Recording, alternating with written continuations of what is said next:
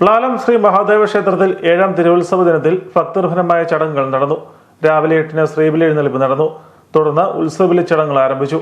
ഉച്ചയ്ക്ക് 1 മണിക്ക് ഉത്സവബലി ദർശനത്തിന് നിരവധി ഭക്തരെത്തി.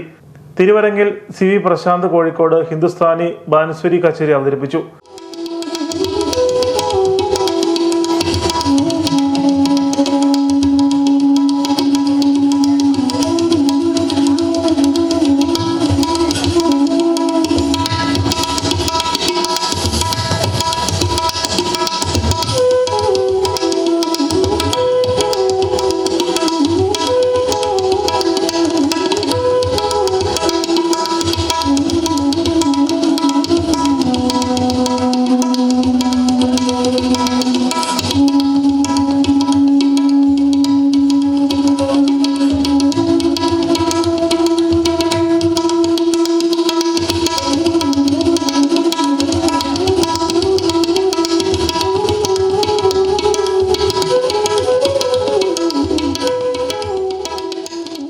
വൈകിട്ട് കാഴ്ചശ്രീബലി, വിളക്കിനെഴുന്നള്ളിപ്പ്, ഗാനമേള എന്നിവയാണ് ചടങ്ങുകൾ.